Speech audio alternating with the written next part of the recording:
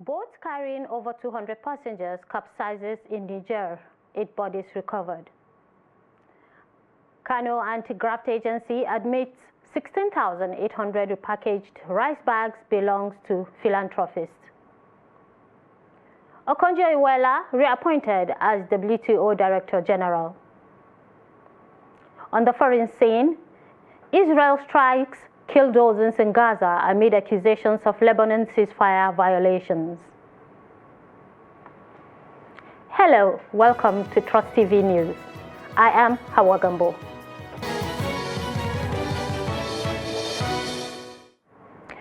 A devastating boat accident was reported on Friday morning along Dambo-Ebuchi sections of River Niger, resulting in the loss of multiple lives.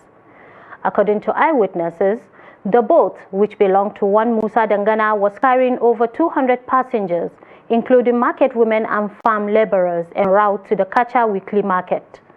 The boat tragically capsized, throwing all on board into the water. Rescue efforts were currently underway with local divers working to recover the bodies of the victims as at press time. Latest reports say 8 bodies have been recovered while search and rescue operations continue to locate the remaining passengers. Preliminary reports indicate that none of the passengers was wearing life jackets at the time of the accident, which may have contributed to the high number of casualties. Meanwhile, authorities have yet to release an official statement on the incident, but an investigation is expected to be launched to determine the cause of the accident. The Kano State Public Complaints and Anti-Corruption Commission (PCACC) has officially withdrawn from the high-profile investigation into the alleged diversion of and rebaggaging of rice palliatives in the state. The announcement was made by the Commission's chairman, Muhi Magaji, during a press briefing on Wednesday. At the briefing, Magaji explained that fresh findings have led the Commission to conclude that the rice in question belongs to a private individual, not the federal government or the general public. Controversy began when reports surfaced that sacks of rice bearing the president's image and inscription, "Not for sale," were being rebaggaged into generic sacks, allegedly to be sold in the open market. Despite this, Magaji confirmed that the Commission's scope of authority had reached its limit after the new ownership claims were substantiated. Magaji emphasized the Commission's commitment to transparency and accountability, but noted that it will not act beyond its mandate. The case has sparked widespread public outcry, with many questioning the rebaggaging process and its implications for the integrity of government palliative programs. The governor of Borno State, Babagana Zulum, has stated that they will unite lawmakers from northern Nigeria to oppose the tax reform law that President Tinubu is pushing to have quickly approved. Zulum said the law will devastate the northern region of the country while boosting the economy of Lagos State. In an interview with the BBC, the governor stated that this is not right for the government to push lawmakers to hasten their approval of the bill. Zulum joined his northern counterparts and other opponents from the region who have insisted that this proposal was crafted solely to benefit Lagos. He also mentioned that even in southern Nigeria, regions like the South-South, Southeast, and Southwest are not happy with the law. The governor also expressed concern that if the proposal becomes law, hunger, poverty, and hardship will increase in the society. Since President Tinubu has presented this proposal, there has been continuous debate among various groups, including prominent politicians and governors, about how it might negatively affect the North.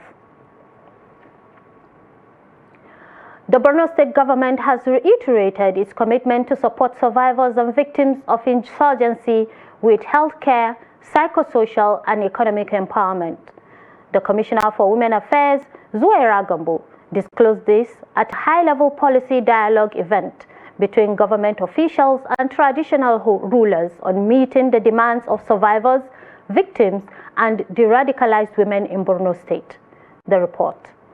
The high-level policy dialogue meeting with government officials and traditional chiefs is to solicit for support and intervention for survivors and victims of insurgency, which include de-radicalized women and children who experienced stigmatization and were left out in programs and interventions of other stakeholders.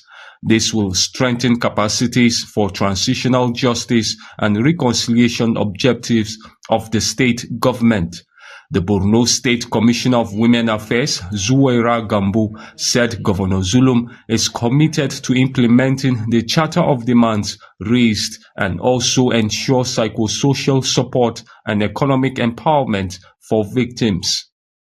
The Ministry of Women Affairs and Social Development, Ministry of Justice, Local Government and Emirate Affairs, Information and Internal Security, and other departments and agencies will really work tirelessly to ensure, one, prioritize survivors' needs. In doing this, we will ensure access to psychosocial support, healthcare, and economic empowerment programs tailored to survivors' unique challenges. Already we have initiated this intervention. Promote justice and accountability, where we advocate for the rights of victims and survivors by facilitating access to justice and addressing impunity. The members of the State House of Assembly are here so that we give them the issue practically bring out the issue at hand, the concerns of the community, what the community members want, so that they can now bring it their widow's might. In this respect, you have seen where, in fact, everybody is determined to contribute. It's no longer about leaving things to government. Government has done a lot.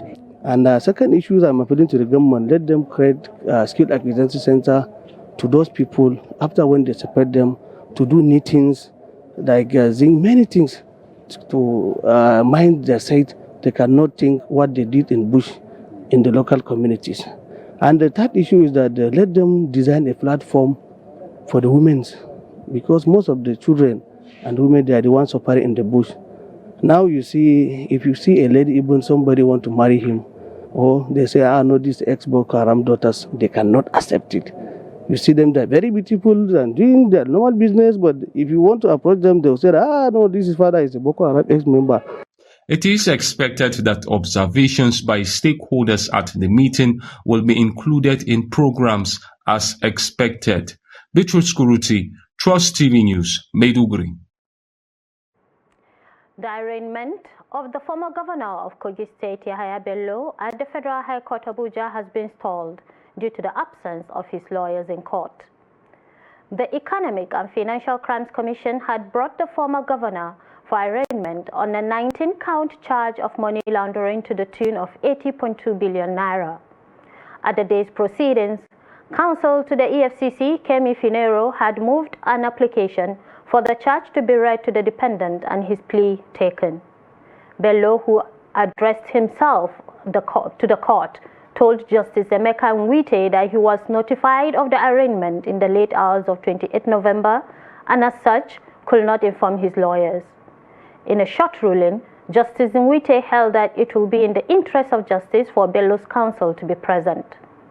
He who added that the warrant for his arrest cannot be sacrificed on the altar of breach of fair hearing, so noted that the counsel to Bello should be put on notice and adjourn the case to 13th December for hearing on abridgment of time and possible arraignment.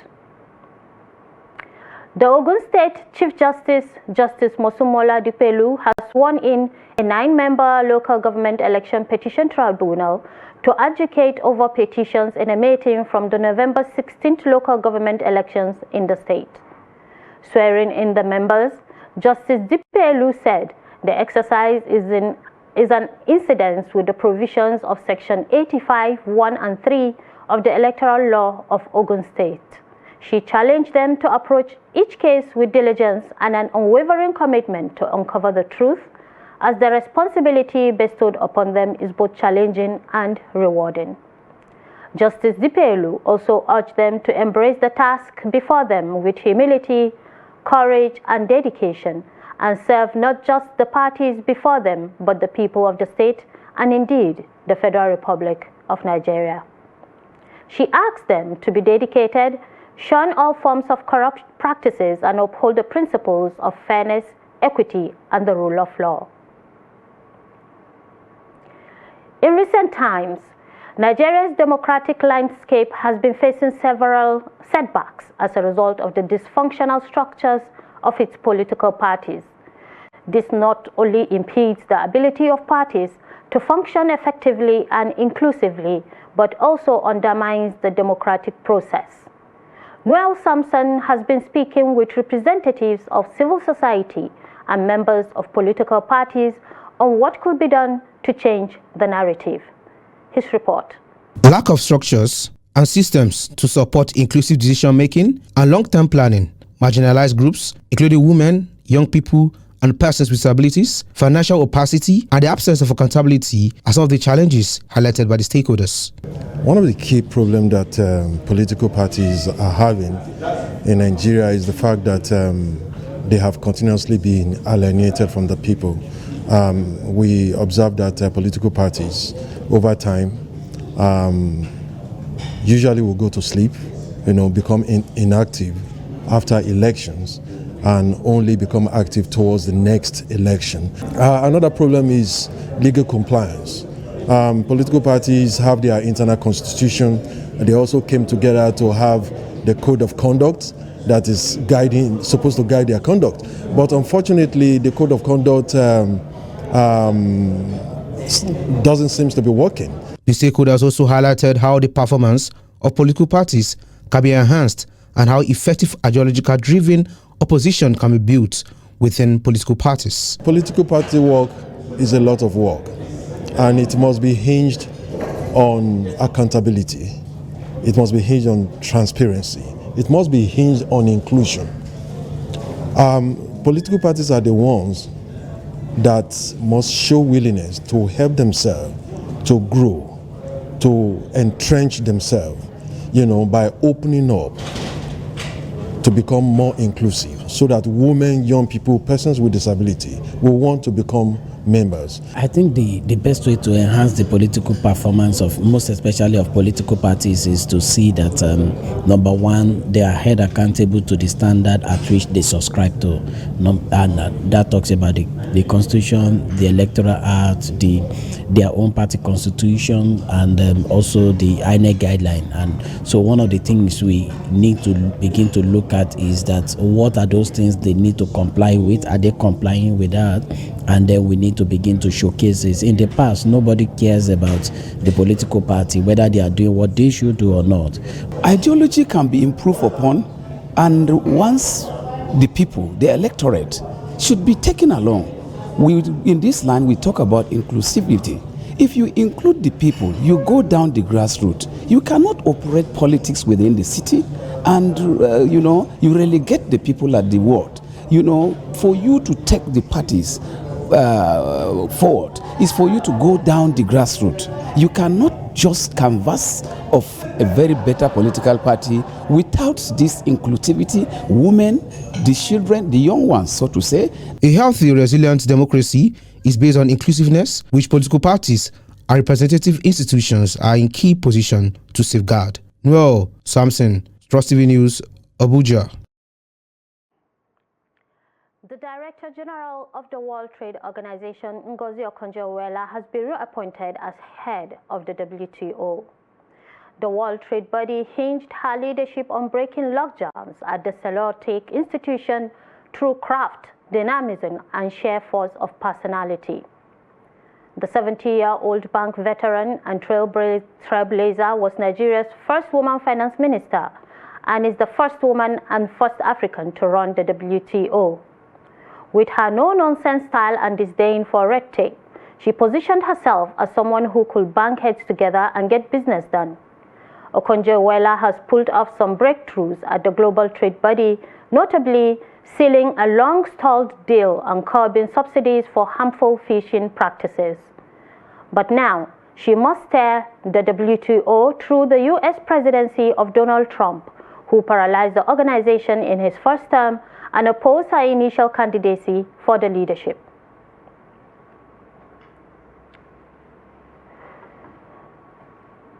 This is the news update on Trust TV.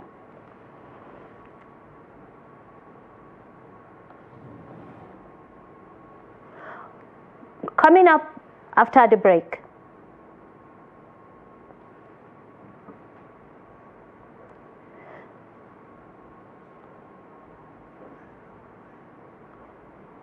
Amnesty International releases damning report on authorities' excessive force during hunger protest. More news when we return. Do stay with us.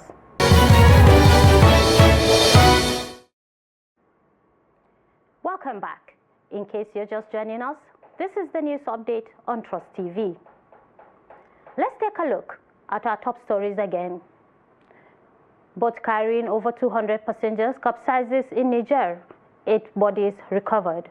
And Kano Anti-Graft Agency admits 16,800 repackaged rice bags belongs to philanthropists. Moving to other stories, Amnesty International, an international non-governmental organization focused on human rights, on Thursday presented a document to journalists detailing the events that unfolded during the August 1st hunger protest in Nigeria. The document, compiled after extensive investigations, detailed the impact of excessive force used by authorities on protesters against the rising cost of living. Trust TV's Abdulaziz Ibrahim reports. Between August 1 and 10, Nigerians across several states and the FCT took to the streets to protest the high cost of living. In a report released after the protest, Amnesty International described response of authorities to the protest as desperate and punitive. Over 1,200 protesters were reportedly detained and more than 146 individuals, including minors, were charged with treasonable felony. However, after the protest, the Nigeria police force denied allegations of excessive use of force and dismissed calls for an investigation.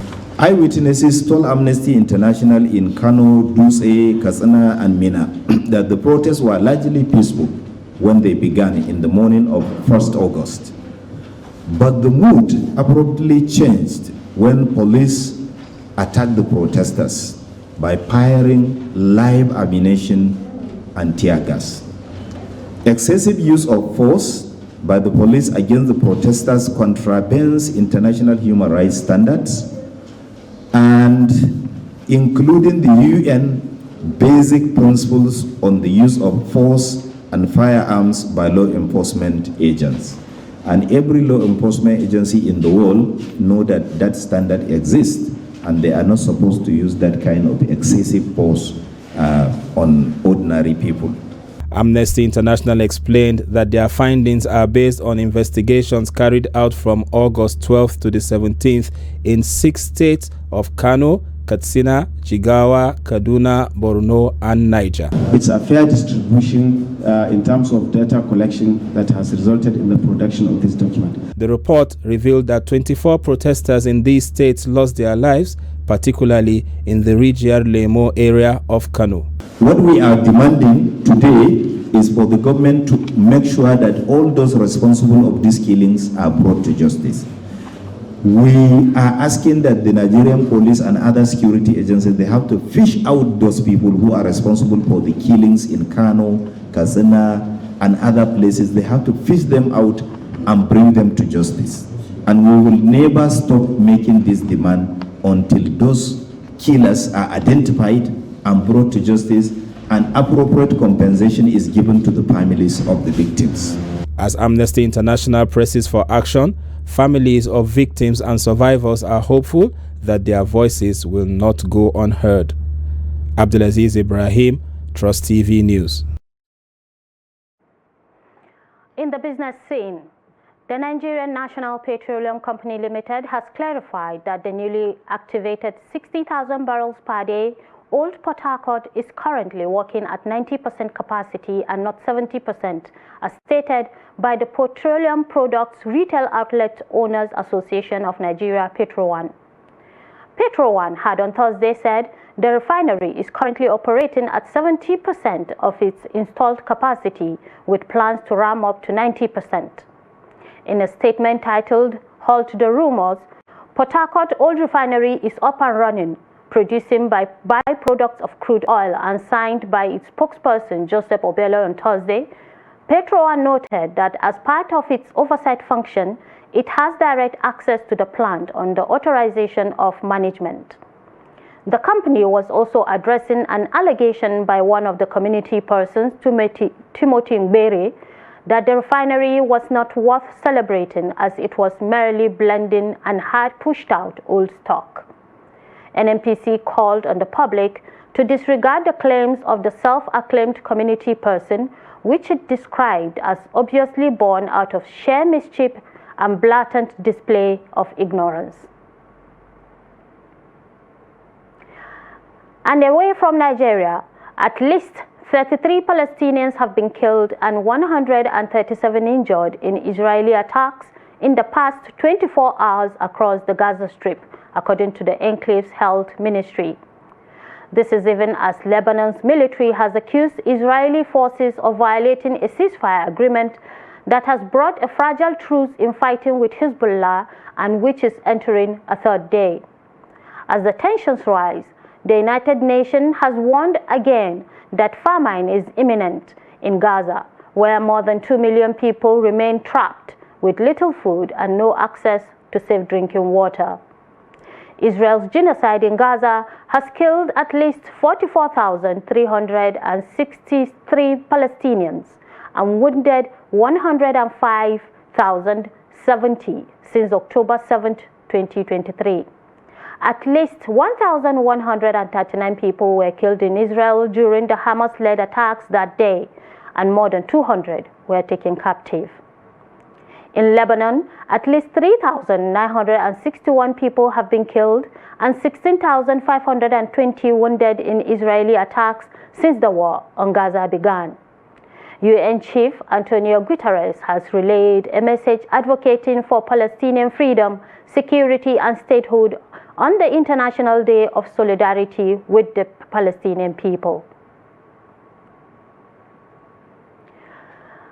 In sports, Nigeria and Atlanta forward Ademola Lookman has been nominated for the FIFA World Six in the attacking category. He joins an elitist list of nominees which include Cristiano Ronaldo, Lionel Messi, Erling Haaland, Harry Kane, Kylian Mbappe, and Vinicius Jr. Other attackers nominated for the prestigious award include Akram Afif, Pierre-Emerick Aubameyang, German, Kano, Atem, Dovbik, Victor Gyökeres, Lautaro Martinez, Jamal Musiala, Soufiane Rahimi, Goes Rodrigo, Solomon Rondon, Bukayo Saka, Luis Suarez, Oli Watkins, Nico Williams, and Lamine Yamal. Lookman has had an amazing 2024, from ranking 14th in the Ballon d'Or tour to being nominated for the CAF African Best Player Award, and also the Globe Soccer Awards for the Best Men's Player of the Year. His recognition in continental and global award has been outstanding.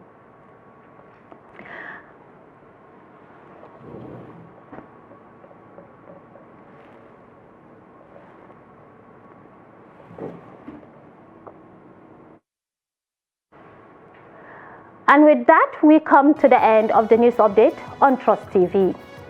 Do not forget to follow us across all our media platforms and join our YouTube live stream for more programs, news, and documentaries. I am Hawa Gambo, wishing you a lovely remainder of today.